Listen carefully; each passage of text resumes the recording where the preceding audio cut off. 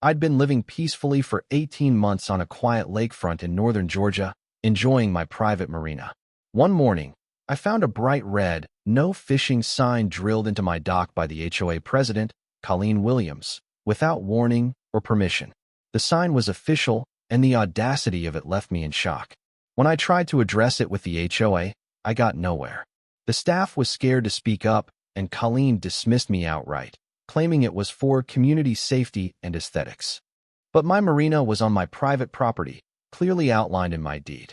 She was overstepping, and I wasn't going to let it slide. I researched the HOA's rules, finding no specific mention of fishing bans. Instead, the vague language about community standards and aesthetic harmony didn't hold water. I then created my own sign: Private Marina. Community members will be charged $300 per use for swimming, docking, or recreational activities. This wasn't just a response, it was a challenge. I posted the sign, and within hours, the neighborhood was buzzing. Some neighbors supported me, while others sided with Colleen. The debate exploded on social media, and the HOA's intimidation tactics failed to back me down. I received a threatening letter from the HOA, but I wasn't intimidated. Consulting with a lawyer, I learned that I had the legal right to charge the HOA for using my property. This battle wasn't just about fishing. It was about standing up to an HOA president abusing her power. By the time the emergency HOA meeting was called, half the neighborhood was on my side. I was living the dream on a quiet lakefront in Georgia, enjoying my private marina. One day, I found a "No fishing" sign drilled into my dock by the HOA president, Colleen Williams. No warning, no permission. Just a sudden power grab. The sign was official, laminated with the HOA logo, and it left me in shock. I called the HOA, but after being passed around, I learned this was a direct order from Colleen. She claimed it was for community safety and aesthetic standards.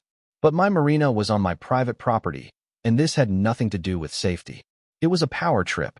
I decided I wasn't going to back down. I spent hours reading the HOA rules and discovered no mention of a fishing ban or anything like it.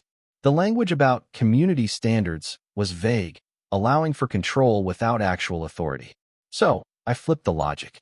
If the HOA could use my property for the community's benefit, then by law, I could charge them for it. I researched local marina rates and decided to charge $300 for any community member using my dock for swimming, docking, or recreational activities. The next morning, I put up my own sign right next to theirs. Within the hour, neighbors were gathering, reading both signs. Some supported me, others didn't, but the community was buzzing. The tension was thick. People began discussing property rights versus HOA rules online, and the debate spread through social media. The HOA tried to intimidate me with a threatening letter, but I wasn't backing down. I called my lawyer friend, and he confirmed I had every right to charge for my property's use. Colleen's response was a phone call full of anger and empty threats.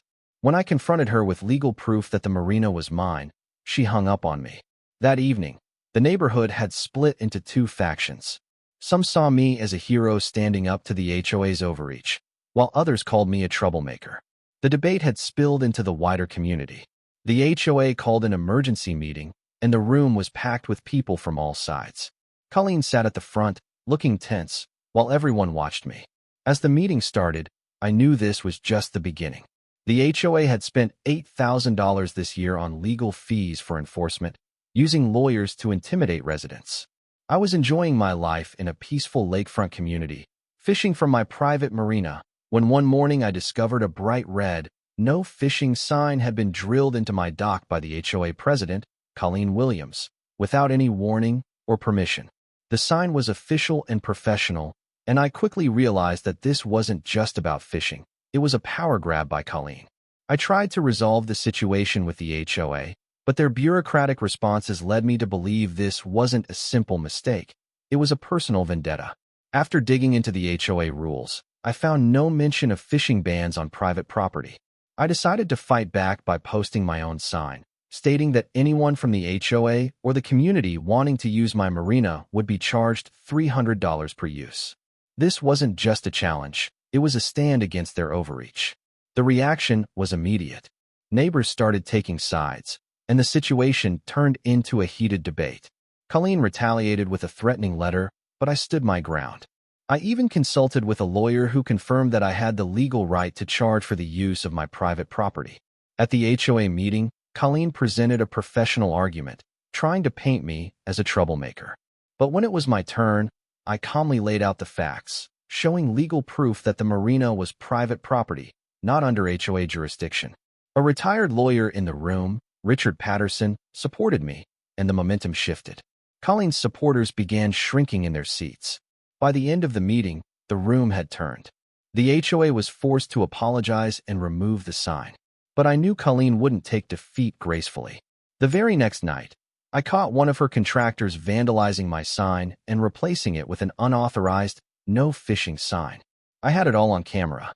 I reported the crime, and when the police arrived, the evidence was undeniable. Using a UV light, I proved that the contractor had touched my sign. The contractor confessed that Colleen had ordered him to do it. Colleen tried to deny it, but the video and UV proof were irrefutable. The officer's response was clear. This was criminal behavior, not a community dispute. It all started when Colleen Williams, the HOA president, posted a no fishing sign on my private marina without my permission. After trying to resolve the issue with the HOA and getting nowhere, I decided to fight back. I posted my own sign charging $300 for community members to use my private property. The neighbors began to take sides, and the situation turned into a heated debate, all while Colleen tried to intimidate me with threatening letters. At the next HOA meeting, Colleen presented her case, claiming the fishing ban was for community standards and property values.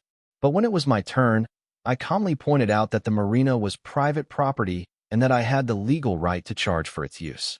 I presented official county documents showing I owned the marina. Richard Patterson, a retired lawyer in the crowd, confirmed that Colleen was wrong about the HOA's authority over my property. The tide began to shift.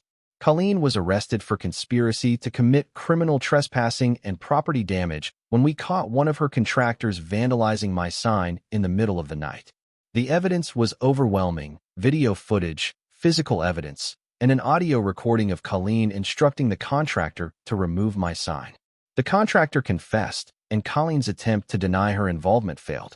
Colleen was charged, and the HOA board voted to remove her. Richard Patterson was elected as interim president, and he publicly apologized for Colleen's actions. The community was finally free from her overreach. Afterward, I became an advocate for others facing similar HOA power abuse. My victory inspired others to stand up for their rights, and I helped 14 families across 9 states fight back against HOA tyranny. 6 months later, Colleen approached me at a coffee shop, no longer the powerful figure she once was. She admitted that she had abused her authority and apologized. While part of me wanted to stay angry, I realized that the true victory was not just defeating her, but helping her see the consequences of her actions. I joined the HOA board on strict conditions: complete transparency, no surprise rule changes, and a formal appeals process for fines. Our neighborhood had been under the thumb of Colleen, the HOA president, who posted a no fishing sign on my private marina without permission. After trying to resolve it with the HOA and getting nowhere, I decided to stand up. I posted my own sign, charging $300 for community members to use my marina.